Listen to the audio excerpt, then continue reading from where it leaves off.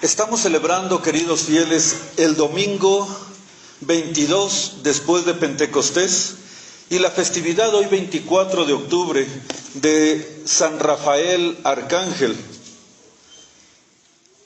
El día de ayer tuvimos nuestra misa del 25 aniversario de nuestra ordenación sacerdotal, en la cual asistió Su Excelencia, que está aquí presente, Monseñor Héctor Moreno. Asistió el excelentísimo obispo también, Monseñor Juan José Schettino, y un servidor como obispos y varios sacerdotes. El día de hoy tenemos la alegría de tener todavía, porque se quedó aquí con nosotros unos días más, Monseñor Moreno, y también nos está acompañando Monseñor, que acaba de llegar el día de hoy, Monseñor Luis Argueta, de nuestra misma línea, consagrado por Monseñor Urbina. Está ahorita en el confesionario para las personas que gusten hacer una confesión. Es un excelente confesor también para las personas que gusten hacer una buena confesión. Él está confesando en este momento. Y al final de la misa tendremos aquí, nos presentaremos los tres juntos para que ustedes puedan conocernos también. El Evangelio de este domingo está tomado de San Marcos. Nos ponemos de pie y nos dice: en aquel tiempo fueron los fariseos y se confabularon para sorprender a Jesús en cualquier cosa de que él hablara. Para lo cual le enviaron sus discípulos juntamente con los herodianos, diciendo: Maestro, sabemos que eres veraz y que enseñas el camino de Dios según la verdad, sin consideración a quien quiera que sea, porque no miras la calidad de las personas. Dinos pues, ¿qué te parece? ¿Es lícito pagar el tributo al César o no? Mas Jesús, conociendo su perversidad, repuso: ¿por qué me tientan, hipócritas? Muéstrenme la moneda del tributo. Y ellos le ofrecieron un denario. Les dijo entonces Jesús: ¿de quién es esta figura e inscripción? Y al responderle ellos: del César. Dijo entonces Jesús: pues dad al César lo que es del César, y a Dios lo que es de Dios. En el nombre del Padre, y del Hijo, y del Espíritu Santo. Amén. Pueden sentarse.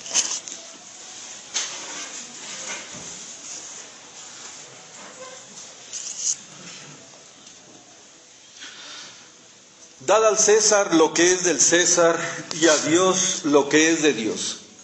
Entre las cualidades de Jesucristo, Señor nuestro, de Dios nuestro Señor, está la justicia como una de sus principales, aunque todas en Él, por ser un ser simplísimo, pertenecen a su misma esencia. La justicia es una de sus cualidades. El justo Dios, el justo juez, cuya cualidad no está ejerciendo del todo en estos momentos que son tiempos de misericordia, como se los acabamos de decir en sermones pasados. Jesucristo, Dios, la augusta Trinidad, no están ejerciendo de una manera absoluta su justicia en este mundo. No la están ejerciendo de una manera directa, práctica e inmediata, sino que están esperando que esta virtud de la justicia sea, sobre todo, darle a cada quien lo que le corresponde en el juicio final. Y es por eso que convivimos buenos y malos. Es por eso que a veces a los buenos les va mal y a los malos les va bien. A los buenos les va mal, a veces, por justos juicios de Dios para santificarlos más, para hacerlos ganar méritos o para que se conserven en la virtud. A los malos les va bien, porque Dios es injusto, ¿no? Porque Dios les está dando en su justicia tiempo para que ellos se arrepientan, tiempo para que ellos reflexionen, tiempos para que también ellos puedan ganarse el cielo. No es porque Dios sea injusto. Muchas veces nosotros no entendemos por qué el mal aquí en la tierra, por qué Dios permite que los que asistimos a misa todos los domingos, los que dejamos de trabajar los domingos para guardar el día del Señor, los que tratamos de ser honestos y cumplir con los mandamientos de Dios, a veces nos llueve sobre mojado. A veces tenemos problemas de salud, problemas familiares, problemas económicos. Y a veces miramos con cierto recelo que aquella persona que nunca se acerca a Dios, que nunca va a misa, que no es buena persona, que es un ladrón, que es un deshonesto, que trabaja los domingos, que no guarda el día del Señor, le va bastante bien. Y entonces levantamos nuestra voz al cielo y decimos: Señor, ¿por qué? ¿Cuál es la razón de tal cosa? La razón, queridos fieles, nos la enseñó Jesucristo hasta el cansancio, en la parábola del trigo y la cizaña, que tienen que crecer los buenos con los malos a veces con sus injusticias para hacer a los buenos más buenos y hacerlos ganar el reino de los cielos, y a veces los malos para darles Dios la oportunidad de que se conviertan en buenos. Pero llegará el tiempo de la siega, llegará el tiempo en que el buen Jesús, el manso Cordero, ya no ejerza su misericordia. Cuando venga el juicio de este mundo, Dios se sentará en su silla, y entonces le dará a cada quien según sus obras. Se destaparán las caretas.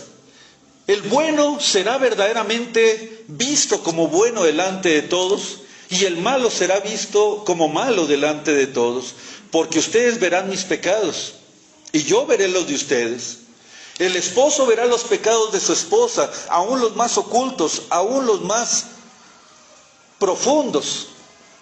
Y la esposa verá los pecados de su esposo. Los hijos verán los pecados de sus padres y los padres los pecados de sus hijos. Porque allí ya no habrá caretas. Todo se revelará. Nada quedará en secreto y nada quedará sin castigo. Veremos a Dios, al que siempre amamos, los que tratamos de amarlo aquí en la tierra, y lo veremos con un rostro severo. Ya no va a ser el dulce Jesús, ya no va a ser el manso Cordero, sino que va a ser el justo juez. ¿Y los malos?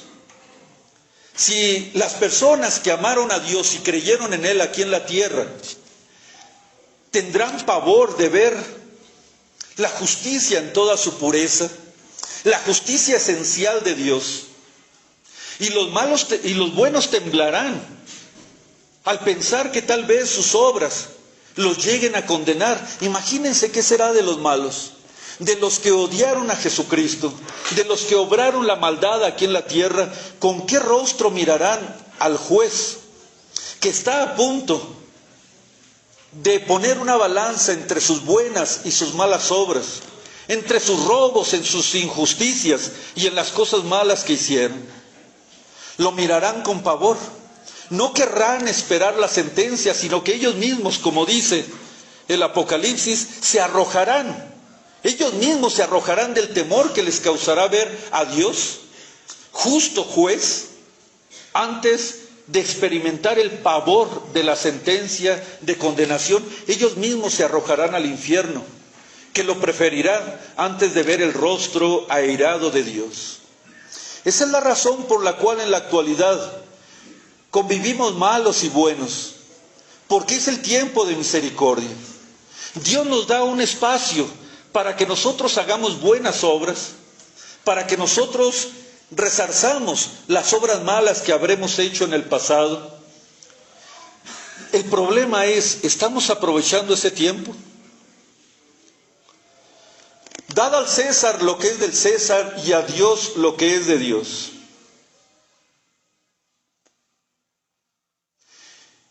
En el judaísmo, en Judea, había varias sectas entre los judíos. Los tan terribles que ya conocemos, que son los fariseos, los nacionalistas, pero con un nacionalismo acendrado, exagerado, no el nacionalismo que nos exige y nos pide el amor a nuestra patria, que todos lo debemos de tener. Inclusive dar la vida, dar la sangre por nuestra patria, es un hecho glorioso. No, ellos no eran nacionalistas de este tipo. Ellos tenían la promesa de Dios que el Mesías prometido, el Salvador de las naciones, había de nacer de su pueblo, de su raza, y que les iba a dar un reino glorioso, un reino grandioso, que los pusiera por encima de cualquier otro pueblo. Ellos no entendían que el reino que Cristo había de establecer era la Iglesia Católica, que aunque visible por ser y tratar con seres humanos que somos hechos de cuerpo y alma, y por eso necesitamos de objetos visibles para nuestra existencia como reino, como iglesia, el objeto y la finalidad de esta institución son puramente espirituales. La salvación de nuestra alma como objeto final y como objeto primario, como objeto próximo, sería el quitarnos nuestros defectos y nuestros pecados, el vivir santamente en este mundo, dando alabanza a Dios y ayudando a nuestro prójimo, amándolo como a nosotros mismos. O sea, estos son los objetos espirituales de la institución de Jesucristo, del reino de Cristo. Que todos los seres humanos aquí nos lleguemos a amar y nos perfeccionemos tal y como nuestro Padre Celestial es perfecto. Y el objeto final es la salvación de que todos nosotros que estemos aquí podremos ganarnos el cielo por nuestras buenas obras, alejándonos de los vicios. Esa es la razón. Y ellos no lo entendieron, los fariseos no lo entendieron. Ellos creían que Jesucristo había de venir a darles un poder temporal, a darles una corona temporal, que los pusiera por encima de todos los pueblos, a los cuales ellos sojuzgarían, a los cuales ellos dominarían con armas, con fuego, con ejércitos. No entendieron la parte espiritual del reino de Dios. Así es que cuando llegó Jesucristo lo odiaron. Supieron que Él era el Mesías, pero lo odiaron, porque no les daba lo que ellos querían, que era dinero, poder, honra, y más que se sentían sojuzgados, dominados por el imperio romano de ese tiempo que los había conquistado. Había puesto a sus pretores, había puesto a sus propios gobernantes, y por una misericordia del emperador romano había dejado a varios reyes que prácticamente no tenían gran poder, como el rey Herodes, como algunos otros reyes que eran sus hermanos. Pero ellos no tenían gran poder. El que verdaderamente tenía poder en Judea era Poncio Pilatos,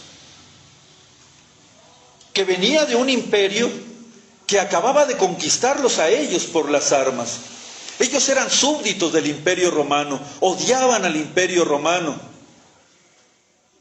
Esos eran los fariseos, con un nacionalismo que decían: algún día, romanos, algún día estaremos por encima de ustedes, los destruiremos y seremos nosotros sus amos y ustedes serán nuestros esclavos. Ese era el pensamiento de los fariseos. Odiaban a los romanos. Y como Jesucristo, el Mesías, no les dio el poder que ellos creían que era su derecho, lo odiaron también. No lo quisieron aceptar, lo reconocieron, pero no lo quisieron aceptar. Había otra secta entre Judea que eran los herodianos. Herodes, para mantenerse en su puesto, era un monigote del imperio romano. Utilizaba su moneda y la hizo utilizar entre todos sus vasallos, de tal suerte que la moneda romana era la moneda que se utilizara, como si nuestro peso mexicano lo desecháramos y ya quisiéramos nosotros que se utilizara el puro dólar aquí, el puro dólar americano, norteamericano. Despreciáramos nuestra moneda y que despreciáramos a los norteamericanos, pero que utilizáramos su moneda. ¿Por qué? Porque vale más que la nuestra. Eso es lo que estaba pasando en la Judea. Pues bien, estas dos sectas, los herodianos, que amaban a los romanos, que les gustaba todo lo extranjero, los malinchistas podríamos decir, se confabularon con los romanos, con el rey Herodes. Los fariseos, por el contrario, odiaban todo lo que era extranjero. Eran recalcitrantes, terribles, imponían cargas a sus mismos judíos, cargas que ni siquiera ellos mismos podían llevar. Pero cómo se odiaban. Los fariseos odiaban a los herodianos y los herodianos odiaban a los fariseos. Pero llegó Jesucristo y atínenle qué pasó. Que estos que se odiaban, se les ocurrió amistarse. Todo por destruir a Jesús el Nazareno. Te odio, fariseo, te odio, herodiano, pero vamos a juntarnos porque no podemos destruir al Nazareno. Se está ganando a toda la gente. Está haciendo milagros, todos están creyendo en él. Vamos a juntarnos. Se juntaron los enemigos para destruir al mansísimo Jesús. ¿Cómo podemos creer tal malicia, tal dolo? Pero lo hicieron. Y así enviaron cada uno a sus discípulos, fraguaron un tema, un lazo para hacer caer a nuestro Señor de una manera infalible según ellos. No podía zafarse de esa trampa que le estaban poniendo. Se acercan con nuestro Señor como se acerca sigilosamente la serpiente para agarrar a su presa. Y llegaron con palabras lisonjeras, como ustedes acaban de escuchar. Maestro, sabemos que tú eres bueno y enseñas la verdad. Escuchen la malicia, escuchen lo horrible que es la hipocresía. Maestro, sabemos que eres bueno, no lo sentían. Y que enseñas la verdad, no lo sentían. Sabemos que tú no tienes acepción de personas y enseñas el camino de Dios, no lo creían. Pero vean ustedes con qué palabras lisonjeras, para que creían que él con esas palabras se iba a embotar su cerebro, se iba a elevar e iba a andar por las nubes, para después asestarle el veneno final. Dinos pues, Señor, ¿es lícito dar tributo al César o no? Una pregunta muy cortita, muy sencilla, pero en él iba un veneno mortal. Un veneno mortal. Si nuestro Señor decía que no era lícito dar el tributo al César, ¿qué hubiera pasado, queridos fieles? Inmediatamente hubieran salido, hubieran ido por los soldados romanos, hubieran ido con Poncio Pilatos y lo hubieran condenado como un revoltoso, como un incitador del pueblo. Aquel que les dice que no paguen el tributo al César, al gobierno, al que ahorita los tenía gobernados, y lo hubieran metido a la cárcel por revoltoso, y con justa razón, porque estaba revolviendo a la gente a rebelarse en contra de la autoridad. Vean ustedes la malicia en unas cuantas palabras, y lo perverso de la hipocresía de los judíos. Señor, ¿es lícito pagar el tributo al César o no? Y esa sonrisa de aquella persona que está a punto de comerse a su presa. Si nuestro Señor hubiera dicho por el contrario que no, que sí era lícito más bien pagar el tributo al César, los judíos que estaban siendo verdaderamente avasallados por el pueblo romano les pedían unos tributos, unas contribuciones tan terribles que lo poquito que ganaba el pueblo judío se tenía que ir a sus dominadores, el pueblo romano. ¿Cómo sufrían los judíos por la recaudación de impuestos? Más aparte, estos publicanos, estos recaudadores de impuestos, eran tan injustos que además les exigían un poquito de más y se robaban todo lo que podían y le daban al gobierno lo que era justo, pero ellos les quitaban de más a sus contemporáneos, a sus coterráneos. Por eso eran tomados los recaudadores de impuestos como los peores pecadores, traidores a su patria, traidores a su gente. Publicano o pecador era lo mismo, porque era un recaudador de impuestos de aquel pueblo que los estaba dominando y sojuzgando. Entonces, si nuestro Señor hubiera dicho, sí es lícito pagarle el tributo al César, el pueblo le hubiera dicho, Señor, pero ¿por qué dices eso? ¿Por qué estás diciendo que a un dominador, que a aquel que nos está robando, le tenemos nosotros que pagar el tributo? Imagínense ustedes la malicia y el aprieto, el atoro en el que estaba nuestro Señor Jesucristo en este momento. Lo que ellos no sabían es de que estaban tratando con la sabiduría infinita y que si ellos eran instruidos, jamás iban a compararse con la sabiduría infinita. Nuestro Señor, viendo la perversidad de sus corazones, les dice: ¿por qué me tientan, hipócritas? Hasta se me enchina la piel de pensar, de mirar la mirada airada de nuestro Señor Jesucristo y las palabras fuertes. Nosotros que estamos acostumbrados a verlo con hermosura, con bondad. ¿Por qué me tientan, hipócritas? Les ha de haber caído como agua fría en sus espaldas el ver la ira de Dios sobre ellos por su malicia. Tráiganme una moneda. Le llevaron un denario, que era la moneda corriente, la moneda que estaban utilizando ellos, que era la moneda romana. Odiaban a los romanos, pero utilizaban su moneda. Odiaban a los romanos, pero se favorecían de esa intrusión que habían hecho en su país. Ellos le presentaron, los mismos fariseos, le presentaron un denario. ¿De quién es la cara que está aquí impresa? Y la inscripción que decía Ave César. Pues es del César, del emperador romano. Y aquí viene la sabiduría infinita a dar su veredicto. Pues dad al César lo que es del César y a Dios lo que es de Dios. Utilizan la moneda del César, regrésensela, ya sea en tributo o como ha de ser. Lo odian, pero utilizan sus beneficios. Si van a utilizar sus beneficios, tienen que pagar por esos beneficios. Si no los utilizan, no hay problema, no paguen nada. Vean cómo es la sabiduría infinita. Pero también denle a Dios lo que es de Dios. Es decir, ustedes no le pertenecen al César. Ustedes son hijos de Dios. Y como hijos de Dios tienen que dar el tributo que le es debido a Dios. ¿Y cuál es nuestro tributo a Dios, queridos fieles? Porque nosotros somos monedas. El día de nuestro bautismo se nos imprimió la imagen de Dios en nuestra alma. Se nos infundieron las 3 virtudes teologales de la fe, de la esperanza y la caridad.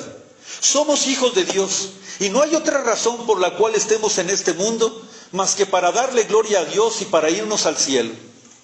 Así es que siendo nosotros de Dios, démonos a Dios. Le pertenecemos a Dios. Debemos de ser justos. Y si estamos aquí en la tierra para ganar el cielo, eso es lo que tenemos que hacer. Darle la gloria que Dios se merece como nuestro Creador. Darle gracias por un nuevo día, porque el día no lo hicimos nosotros, lo hizo Dios. Darle gracias por la respiración, darle gracias por el vestido, darle gracias por la comida. Eso es ser justos con Dios. ¿Hay algún problema por ser justos con Dios? Desgraciadamente sí. No le estamos dando a Dios la gloria que Él se merece. ¿Saben cuándo? Cuando hacemos contubernio con el demonio por medio del pecado. Cuando nos levantamos y no le damos gracias por este hermoso día que nos está brindando. Cuando nos sentamos a la mesa y no bendecimos los alimentos y no le damos gracias a Dios por ello. Cuando cometemos pecado y lo insultamos, eso es no darle a Dios lo que a Él le pertenece. Así es que hay que cambiar, queridos fieles. Somos hijos de Dios, somos monedas de Dios, somos parte de Dios. ¿Por qué no darle a Dios lo que Él se merece? De eso trata la vida cristiana. Pero hay otra cosa. Dar al César lo que es del César. ¿A qué se refiere con esto Dios nuestro Señor? Que debemos de dar a nuestros hermanos lo que ellos se merecen. Debemos de respetarlos en sus bienes, en su honra, en su persona, y desgraciadamente también en esto fallamos. Dar al hombre lo que es del hombre. ¿Qué le debemos a nuestros hermanos? Díganme, ¿qué les debemos a nuestros hermanos? Lo acabo de decir. Respeto y justicia y caridad en su persona, en su honra y en sus bienes. Es decir, es lícito robar, de cualquiera de las formas que sean. Es ilícito robar completamente. No, no es lícito robar, es ilícito robar. Ni con apariencia de bien, ni desquitarse, diríamos los mexicanos, a lo chino. De ninguna manera podemos nosotros robar. Ningún buen católico, ninguna persona que quiera ir al cielo tiene lícito robar ni dinero, ni la honra de su prójimo, ni hacerle daño en su persona. Y tan grave es este mandamiento que no se puede perdonar el pecado si no le damos al hombre lo que es debido. Hay muchas personas que roban y que después de robarle y hacerle daño a su prójimo, vienen y se quieren confesar y decirle: Padre, me confieso que robé. ¿Cuánto robaste? Pongámosle una cantidad, 1,000 pesos. ¿A quién le robaste? A mis papás, porque no les regresé el cambio. ¿Han escuchado alguna vez eso? En mi negocio, en mi trabajo, en la escuela, robándole sus materiales a mis compañeros. Empezamos desde pequeñitos a hacer tal cosa. No regresar cambios, eso es robo. Pero después fuimos creciendo y entramos a la escuela. No traíamos algún material, lo agarrábamos de algún compañerito, eso era robo. Después fuimos creciendo y con nuestra edad y tamaño fueron creciendo nuestras mañas. Y entonces en el trabajo robamos de la compañía aquel material que decimos ya no usa. Aquel tiempo desperdiciando las horas de trabajo. Robando abiertamente dinero de la caja. Y luego, como buenos católicos, venimos nosotros y nos confesamos y decimos: Padre, me confieso que he robado. Te perdono tus pecados, vete en paz y con tu dinero. ¿Es correcto? ¿Acaso la confesión es una solapadora de ladrones, de asesinos, de pecados? No, señores. Si te voy a perdonar el pecado porque robaste, es porque tienes que restituir lo robado, si no, no se te perdona el pecado. El Padre te dará 20 absoluciones, pero si no regresas lo robado, no estás perdonado. Cuidado, niños, cuidado, jóvenes, y cuidado, adultos, que el pecado no está perdonado solamente con la absolución. El pecado queda del todo perdonado en el momento en que yo restituyo lo que robé. ¿Cuánto robaste? 1,000 pesos, 1,000 pesos tienes que regresar. ¿A quién se lo robaste? ¿Al trabajo? Al trabajo se los tienes que regresar. ¿Eso es justicia, sí o no? Y entonces qué bueno sería que yo fuera al confesionario y le dijera: Padre, me confieso que he robado 1,000 pesos. ¿Estás arrepentido? Sí. ¿Los vas a ir a entregar? No, Padre, voy a ir a comprarme mi despensa. ¿Sería justo? No. Y Dios no es injusto. Aquel que robó tiene que regresar lo robado.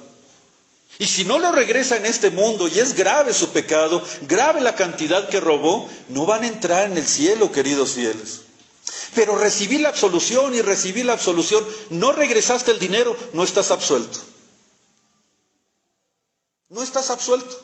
Así hayan pasado 20 años, 50 años desde que hiciste tu robo, está presente en el acatamiento de Dios. Eras niño y no sabías lo que hacías, sí sabías lo que hacías. Porque cuando roban, ¿a poco roban así, viéndolos toda la gente? ¿Verdad que no? Cuando roba, por más niño que sea, lo hace a oculto y sabe que está mal. ¿Cuánto le debemos a Dios entonces? ¿Cuánto le debemos a nuestro prójimo? Padre, estoy asustado. No he regresado lo que robé de niño, de joven, ahora de adulto. ¿Cómo podré ser perdonado de Dios? Hay que restituir, no hay otra. El Padre no te puede decir: bueno, ya estás perdonado, ni modo. No, señores, hay que restituir. Pero si restituyo a mi empresa, se van a dar cuenta que yo fui el ladrón y me van a echar a la cárcel, perderé mi trabajo. No les estoy pidiendo que se vayan y que se muestren tal su pecado como lo hicieron. Tienen que buscar la manera de hacerlo de una manera discreta, de una manera oculta, así como hicieron su latrocinio, así tienen que regresar lo robado, de ser posible sin que se den cuenta las personas a quienes ustedes se lo robaron. Pero si no es posible esto, ¿cómo le haré? Si le robé en aquel entonces a mi tía y mi tía murió, ¿cómo le regresaré su dinero? Hay varias maneras de regresar el dinero. Lo primero es directamente, diciendo las cosas como son. La segunda forma de regresar lo robado es de una manera oculta, sin que las personas se den cuenta de que ustedes hicieron tal pecado. Y si ya no lo pueden regresar o porque los van a descubrir y vendría un mal peor para ustedes, o caerían en la cárcel o demás, hay que buscar instituciones a las cuales habría que pagar ese dinero. Hay muchos pobres, hay orfanatos, hay seminarios, hay conventos, hay lugares donde puede uno restituir solamente cuando ya no se pueda restituir a la misma persona. O si ya está difunto la persona a la cual yo le robé, mandar a hacer misas por esa persona de acuerdo a la cantidad de dinero o de la cantidad en valor de lo que yo le quité. ¿Entendimos ya cómo podemos hacer la restitución? Pero todos tenemos que hacer restitución. ¿Se robaron algo? No van a poder entrar en el cielo, de una vez se los digo, si no restituyen lo robado. No solamente se puede robar dinero, sino también la honra de una persona. Cuando una persona levanta un falso testimonio, o platica pecados ocultos de otra persona, le está robando la honra. Aunque sean verdaderas, porque muchos se escudan y dicen, pero padre, yo no dije mentiras de aquella persona. ¿Han escuchado esto también? Cuando uno lo regaña, oye, ¿por qué dijiste esto de aquella persona o esto de aquella otra? Lo dejaste en mal ante estas personas y se escudan diciendo, es que yo no dije nada que no fuera verdad. La pregunta es, ¿y quién te puso a ti como heraldo de la ciudad? ¿Y quién te puso a ti como informador de tu familia? ¿Y quién te puso a ti como periódico de tu pueblo? ¿Quién te dijo que podías andar diciendo los pecados ocultos de las personas o andarlos difundiendo hacia otras personas? Porque ahí va. Ojalá, y queridos fieles, que no deban nada a nadie, que no hayan robado nada en su vida. Pero ¿y la honra? ¿Alguna vez exageraron los defectos de su prójimo? ¿O aquí con la familia les platicaron, miren, no es por nada, pero aquella persona hizo esto, aquello, y le dejaron de hablar la familia, o lo tuvieron en mala familia? Eso es robarle la honra que él se merecía. ¿O les gusta a ustedes que anden hablando mal de ustedes en otros lados? Así sea verdad lo que digan. ¿Les gusta que otras personas los traigan en la boca, de boca en boca en otros lugares? Pues es lo mismo que hacemos con el prójimo. No solamente se le puede hacer daño en su dinero, se le puede hacer daño en su honra. Si ustedes calumniaron a una persona, si hablaron falsedad o maldad contra alguna persona, o descubrieron pecados ocultos de otra persona, están obligados antes de confesarse a resarcir ese daño. Y ir con las mismas personas y decirles, discúlpenme, fue por envidia, por coraje, por lo que sea, que yo les hablé mal de esa persona. No es verdad lo que yo les dije, o exageré lo que yo les dije, o discúlpenme, no debía de haber dicho lo que dije.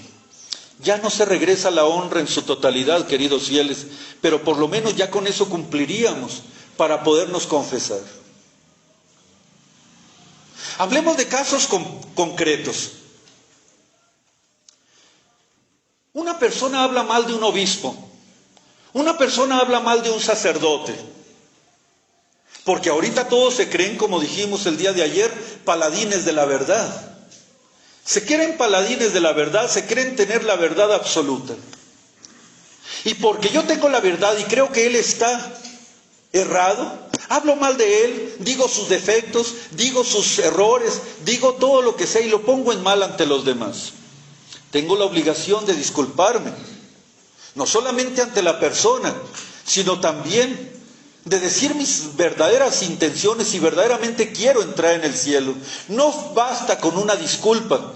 Tengo que hacerlo. Si lo hice públicamente, la denigración de una persona, públicamente tengo yo que resarcir ese daño, so pena de que no sea perdonado mi pecado. Dad al César lo que es del César. No lo hacemos, queridos fieles.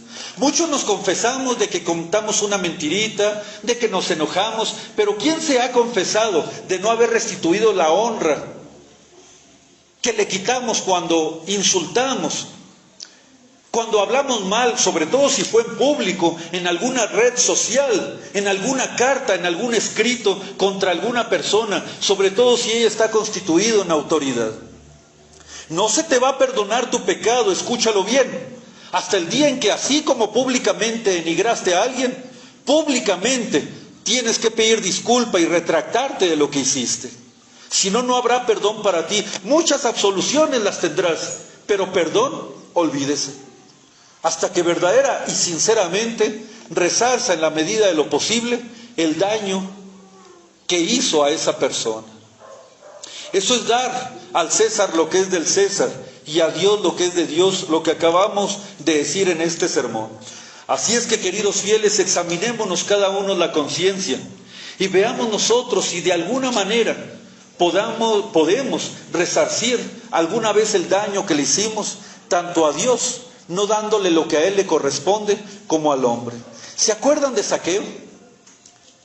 Zaqueo era un hombre pequeñito, chaparrito, pero en mañas era una persona gigantesca. Cuando vio que estaba pasando Jesús el Nazareno, se subió a un sicomoro para poderlo ver, porque era tan chaparrito que no podía verlo entre la gente. Pero era un publicano, era un ladrón. Se subió al sicomoro para ver a nuestro Señor, y nuestro Señor, que mira por ser Dios todo, volteó a ver al sicomoro y le dijo: Zaqueo, ven acá. Se bajó y le dijo: hoy me hospedaré en tu casa.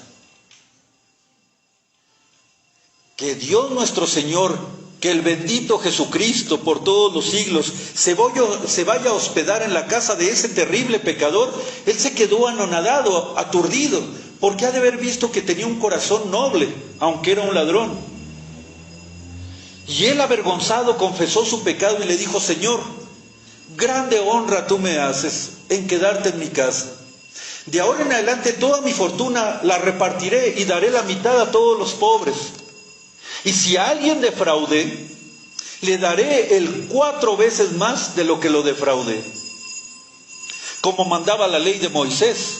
La ley de Moisés decía que si un ladrón robaba, por decirlo así, 1,000 pesos, para poder ser perdonado tenía que restituir 4,000 pesos. Esto es por el robo y por todo el daño que conllevaba su robo. Así es que, queridos fieles, la salvación llegó a la casa de Zaqueo, pero él restituyó. ¿Por qué tener que restituir tanto? Si podemos nosotros dejar de robar tanto el bien del prójimo como la honra del prójimo. Arrepintámonos de nuestros pecados, y si a alguna persona le hicieron daño en su honra o en su dinero, hagan lo mismo que Zaqueo, restituyan otro tanto. Y si no pueden restituirlo a ellos mismos, a los pobres. Si fue en privado, que sea en privado, y si fue en público, que sea en público, porque así lo exige la justicia de Dios. Dad al César lo que es del César, y a Dios lo que es de Dios, so pena de no poder ser perdonados. En el nombre del Padre, y del Hijo, y del Espíritu Santo. Amén.